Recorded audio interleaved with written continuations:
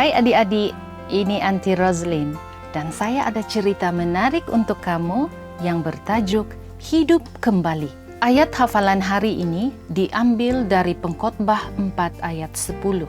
Ia berbunyi, "Seandainya ada antara mereka yang jatuh, yang seorang lagi akan mengangkat temannya." Message untuk cerita hari ini ialah umat Tuhan saling berbuat baik terhadap satu sama lain. Pernahkah kamu berkunjung ke rumah seorang teman, lalu memberikan makanan enak dan tempat yang nyaman untuk tidur? Seorang wanita telah melakukan hal seperti itu untuk Elisa. Terima kasih kerana sudah mengajak aku makan malam. Elisa berkata dengan ramah kepada wanita Sunem itu. Aku selalu senang tinggal di rumah kamu setiap kali aku datang ke Sunem. Tetapi sekarang aku harus pergi. Elisa melambaikan tangan, sementara dia mulai berjalan pergi. Abdi Tuhan itu memerlukan tempat tinggal apabila dia mengadakan perjalanan ke kota kita. Wanita itu berkata kepada suaminya, "Mari kita bina sebuah bilik kecil untuk dia di tingkat atas." Suaminya bersetuju. Dengan segera, beberapa orang bekerja untuk menambah sebuah bilik di tingkat atas. Ketika Elisa datang kembali, bilik itu sudah pun selesai.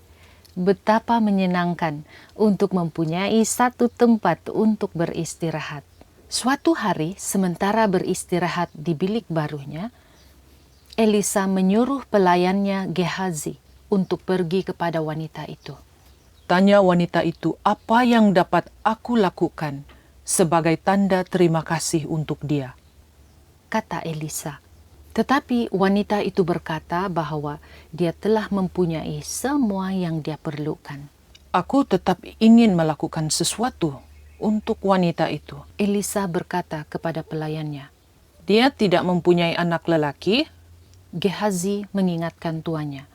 Dan setiap wanita di Israel ingin memiliki anak. Elisa pergi kepada wanita yang baik hati itu. Pada masa seperti ini tahun hadapan, kamu akan menggendong seorang bayi lelaki. Dia berkata kepada wanita itu sambil tersenyum. Dan memang betul, pada tahun berikutnya, wanita itu dan suaminya telah mempunyai seorang bayi lelaki. Anak lelaki kecil itu bertumbuh besar. Pada suatu hari yang panas, dia pergi ke ladang di mana ayahnya sedang bekerja. Tiba-tiba dia berteriak, "Kepalaku sakit! Aduh, kepalaku sakit sekali!" Ayahnya memanggil seorang pelayannya. Anakku sakit, cepat bawa dia kepada ibunya. Pelayan itu membawa anak itu pulang. Ibunya memangku dia dan berusaha menolong membuat dia merasa nyaman. Tetapi anaknya mati. Hatinya hancur. Dia naik ke tingkat atas, lalu meletakkan anaknya di tempat tidur Elisa. Kemudian dia cepat-cepat pergi mencari Elisa. Elisa datang kembali ke rumah bersama wanita itu. Elisa berdoa dan berdoa. Dan Tuhan menjawab doanya. Tuhan membuat anak lelaki itu hidup kembali. Anak lelaki itu bersin, lalu dia bersin lagi dan lagi. Anak lelaki itu bersin terus-menerus, tidak berhenti sampai 7 kali. Kemudian dia membuka matanya dan duduk. Pergi panggil ibunya. Dia menyuruh Gehazi.